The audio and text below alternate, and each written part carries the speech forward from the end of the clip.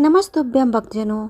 आज हम इस वीडियो में जानेंगे सावन मास के कृष्ण पक्ष की एकादशी के पारण के बारे में। भक्तजनों, जैसा कि हम जानते हैं, हर माह में 2 एकादशी व्रत होता है, एक कृष्ण पक्ष की और दूसरा शुक्ल पक्ष की। और सावन मास के कृष्ण पक्ष की एकादशी को कामदा एकादशी कहा जाता है, जो कि इस साल 13 जुलाई को रखा गया।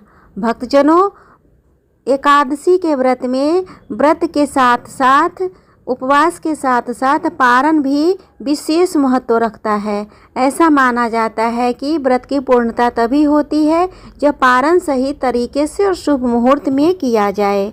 भक्तजनों, जैसा कि हम जानते हैं, एकादशी का व्रत भगवान श्री हरि विष्णु को समर्पित है और कामिका एकादशी व्रत मुख्य रूप से जीवन के सारे पापों को हरने के लिए किया जाता है। कामिका एकादशी व्रत से ब्रह्म हत्या तक के पाप से मुक्ति मिलती है और पितरों की भी आशीर्वाद मिलती है।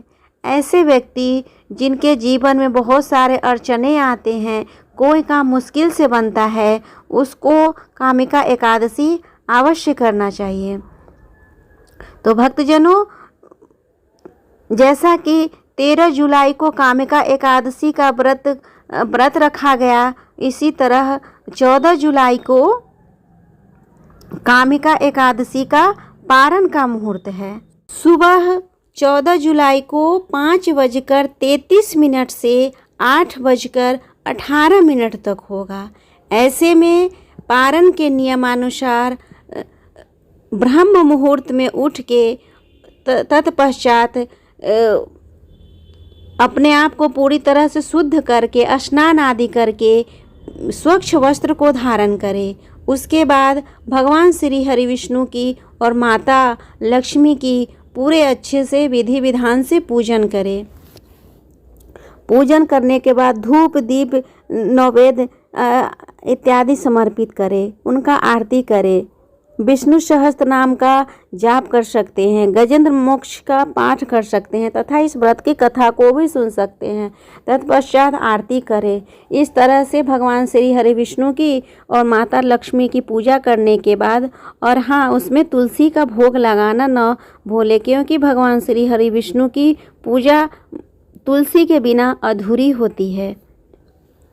तो इस तरह से पूजा करने के बाद फिर ब्राह्मणों के निमित्त या फिर ज़रूरतमंद गरीब के निमित्त कुछ भोजन और दान दक्षिणा निकाल दे। यदि संभव हो तो उसको उसी समय उनको भोजन कराना चाहिए या दान दक्षिणा देना चाहिए।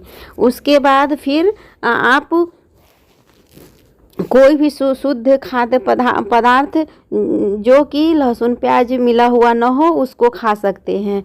जैसे बिना नमक का भोजन भी खा सकते हैं। तुलसी दल से भी आप अपना पारण कर सकते हैं। आंवला से या फिर गाय के दूध से, इन सब से आप पारण कर सकते हैं। जब भी पारण हो जाए तत्पश्चात आप दोबारा में कुछ भी खा पी सकते हैं। इस तरह से भगवान श्री हरि विष्णु की कामदा एकादशी की पारण करना चाहिए, जिससे आपको व्रत का पूर्ण फल की प्राप्ति होगी। तब तक के लिए भगवान श्री हरि विष्णु आप सभी पर अपनी कृपा बनाए रखें।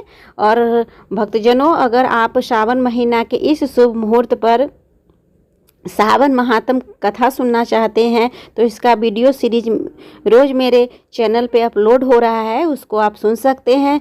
साथ ही शिव महापुराण का कथा भी मेरे चैनल पे सुनाया जाता है, उसको भी आप सुन सकते हैं और इस सावन महीना का आप लाभ उठा सकते हैं।